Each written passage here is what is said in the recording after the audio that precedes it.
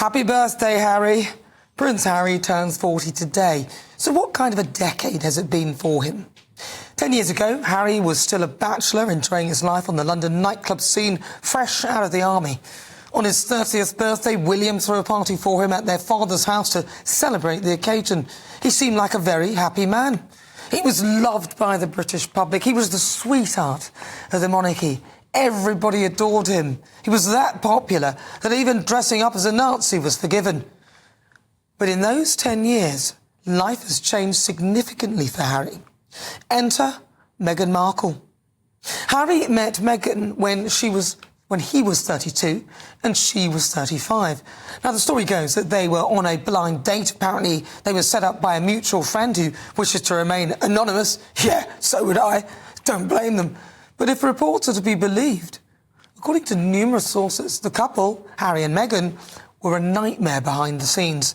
Things turned sour, you know the rest. A search for privacy on Oprah with an accusation of racism that was later denied. Netflix, Spotify, Spare, and the paperback is out soon with all the mean stuff still in it. And faux royal tours, much of which made money on the back of berating the royal family or using his status as a prince. During that time, Prince Philip died.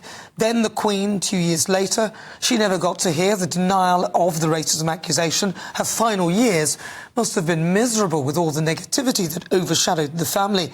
We had the coronation of Charles and now cancer diagnoses. The British public in the main turned on the couple. Harry has also and is still embroiled in a legal battle over his taxpayer-funded security when he travels to the UK, which he deems as too dangerous and also the reason he won't bring his wife and children to, although he's travelled to Nigeria and Colombia, arguably two of the most dangerous countries in the world, and managed to sneak into the UK undetected to attend a funeral. His children still have yet to meet all their grandparents or spend time and meet their nieces and nephews. No surprises that after all of that, there's little contact with William and Catherine, and other members of the royal family are now very weary of the pair. Now, I'm not suggesting for a moment that Meghan can be blamed for Harry's fall from grace. I hate it when people do that. Blame the woman. Harry's a grown man and responsible for his own behaviour. But I'm merely pointing out that things took a real slide shortly after she arrived on the scene. Last year, on his 39th birthday, Harry was ignored by the royal household. But this year, in an unexpected public message, the royal family's social media account said, wishing the Duke of Sussex a very happy 40th birthday today. Well, Harry is apparently spending today, his birthday, with his family, then going off into the mountains to reflect. Look, I sincerely hope he does reflect on all of this, and I hope that when he returns a wiser man and lets go of his inner angry child. Many happy returns, Harry. Happy birthday.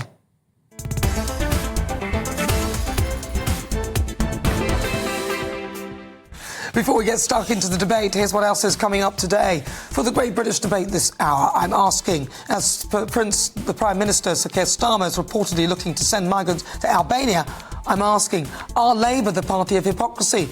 And I'll also be asking, as elderly people are increasingly giving up and getting a GP appointment as they struggle to beat the 8 a.m. scramble, is Britain failing our pensioners? That is coming up in the next hour. As ever, send me your thoughts, post your comments, gbnews.com/your say.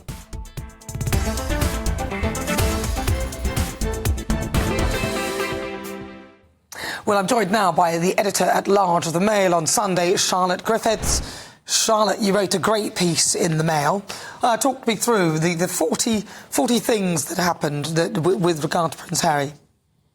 Well, I wrote a list of 40 people Harry has to make up with on his 40th birthday if he's to build bridges with the UK.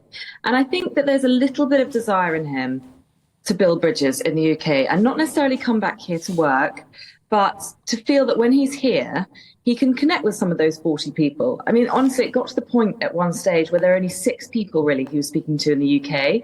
And I think he's recognising that that era has to change. He can't just never come here, and he can't come here and be ignored by his family and friends or feel that he has to avoid them. The situation's untenable. So I just think now he's starting to build bridges. And that's actually what I'm hearing, is that he is starting to build bridges. And he's going on a big birthday holiday with some of his lad friends, I think some of which are from the UK. And I think we're seeing the beginning of the end of this unbelievable acrimony between him and his old life.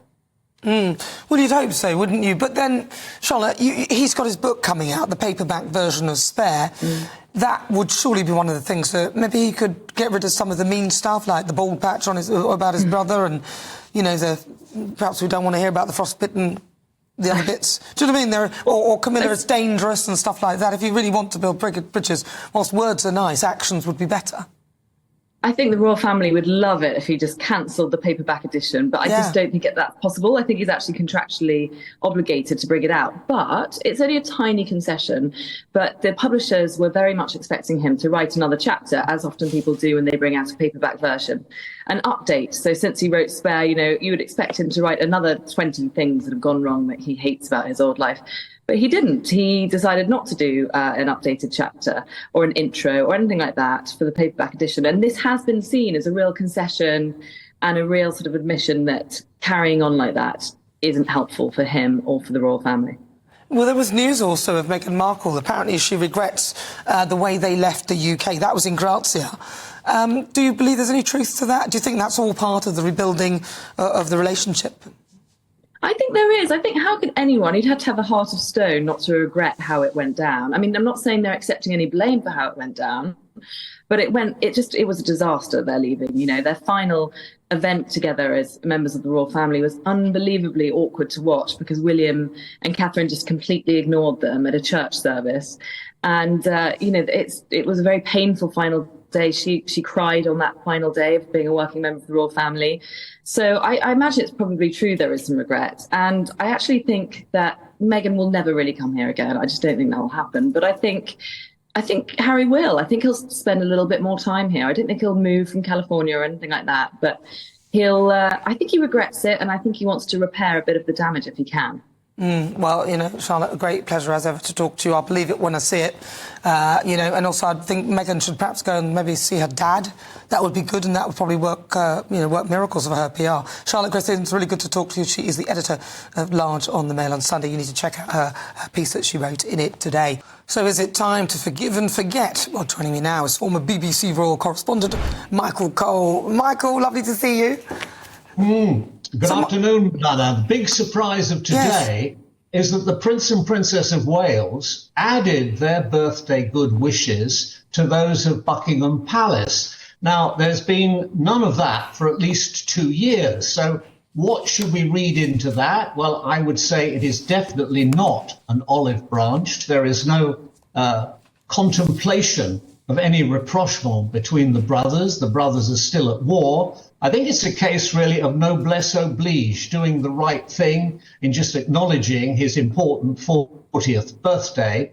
But I think the froidure, the coldness that exists, which didn't when we see that lovely picture of them all together, will continue at the moment. It is said, Nana, that the King this afternoon will at some stage talk via video link, rather like we are at the moment, to his son in California, 8 hours behind us. So it's just after 7 o'clock in the morning there. Whether that happens or not remains to be seen. But however much the King may wish for a reconciliation, I think there would be no chance of that with his brother as things are at the moment.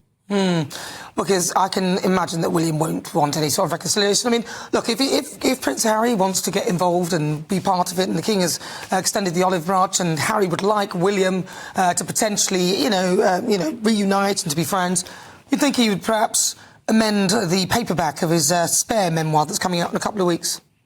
Yeah, well, he didn't add anything to it, and he didn't an afterword or a new chapter. Maybe that was also a gesture that he didn't want to cause more hurt, because you can't exaggerate the amount of hurt that was caused, not just because of his revelations and criticisms of his brother, but of course of the Princess of Wales. And I think that's the thing that most bitterly upset his brother William. And I think it's going to be a very long time before there's a possibility of a reconciliation between them and a renewal of the friendship, the brotherhood that was once so real and so important in their lives. A very, very great pity. Of course, 40th birthday, an important time. 40 used to be said as the the beginning of your life again. And by this time, a man should know where he's going and know what he's doing. One has to wonder whether Prince Harry really does know. There are other reports that, he's missing this country. I don't think he wants to come back here, of course, permanently. His family, as he said, are most important to him. That's quite understandable, and one can commend that. But it's interesting in that 84-word message which he gave on just before his 40th birthday, there's no mention of Meghan at all. And people who are looking into these things and read the runes are wondering if that was in any way significant. Does he not get some money as well? Because he's turned 40. Yes, that's right. Quite a nice birthday present. Allegedly £7 or £8 million, allegedly left to him by the late Queen Mother, who also looked after all her grandchildren and great-grandchildren. But of course, I say allegedly because royal wills are sealed. We'll never know who left what to whom. So it's a matter of speculation.